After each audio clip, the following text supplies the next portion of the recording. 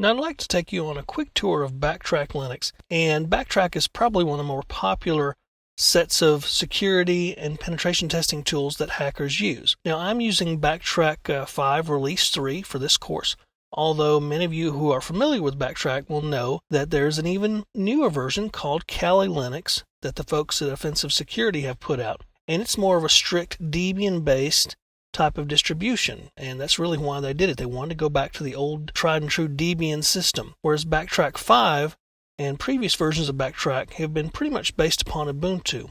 Now you can use whichever one you like, and the reason I stick with BackTrack 5, especially for the purposes of this course, is that a lot of people are familiar with it. People are still using it, and it's still updated occasionally. You can still get the updates for it the same as you would for Kali or any other kind of Linux.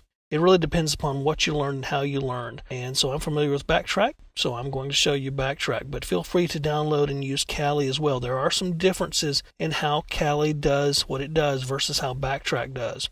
So with that, let me give you a quick tour. Let's drop to the command line here for a moment. And I want to show you just quickly where the tools are stored in BackTrack, the tools you really need to be concerned about.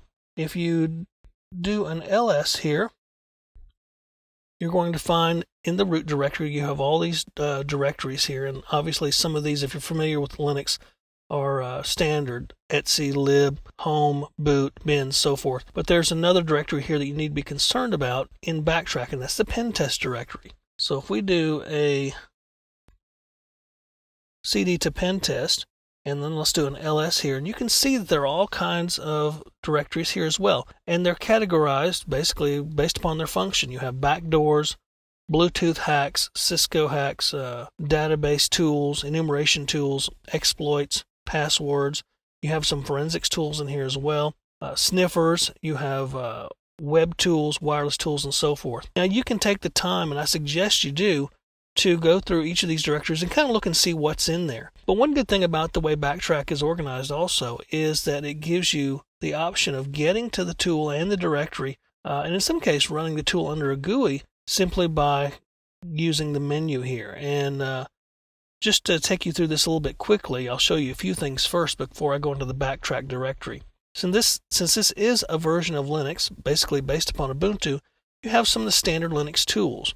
You have accessories, which you may have text editors and so forth, screenshots, which are very useful during a pen test so you can prove that you were able to exploit something, the terminal, of course, and some other utilities.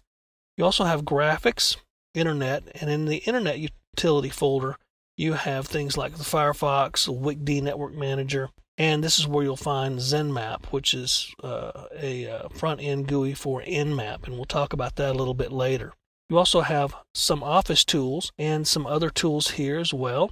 You have sound and video, system tools, and I have installed some of my own tools on here, and that's the great thing about BackTrack, is you can install your own tools on here and get what you want. For example, in the Office folder, there's not a lot really in there, so you might want to download and install LibreOffice or the older OpenOffice or whatever so that you have a fully functioning Office package with a word processor, a database, a spreadsheet, because actually some of the things you'll do in pen testing are more management related, so you'll need to record what you do, and maybe you might be writing reports or documents. So you can customize your version of BackTrack as much as you want, simply by using apt-get or the dpackage commands to get new software down and installing it. Let's take a look at the BackTrack folder, and there's a lot of information here. I'm not going to go through every single tool, but this is where you'll find a lot of your tools. Now, don't be fooled into thinking that all these are easy to use and easy to launch, because in some cases, all you're going to get is a shell prompt. It's actually just going to put you into the directory that the tool is in, and in some cases it will run the tool automatically just so you can get the help, get the command line switches. And that's okay. It shows you how to run the tool, and you're still running it from the command line anyway, but it's showing you exactly how to run the tool in terms of switches and options and so forth.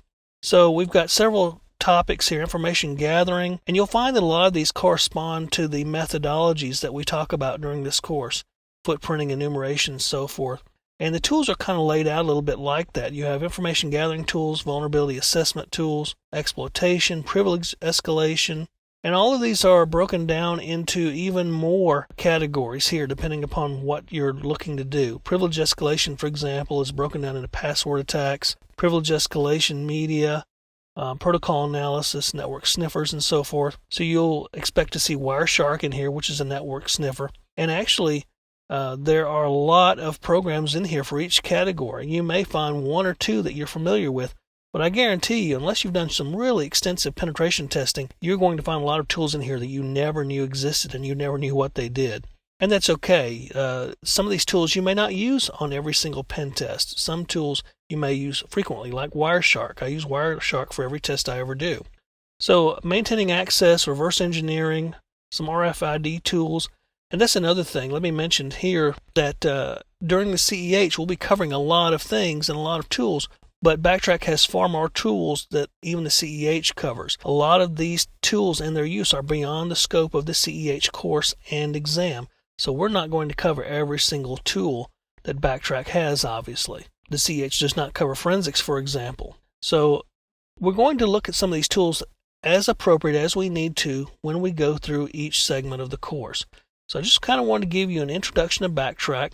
And I would recommend that you download it or Kali and become familiar with them for the course and definitely for the exam.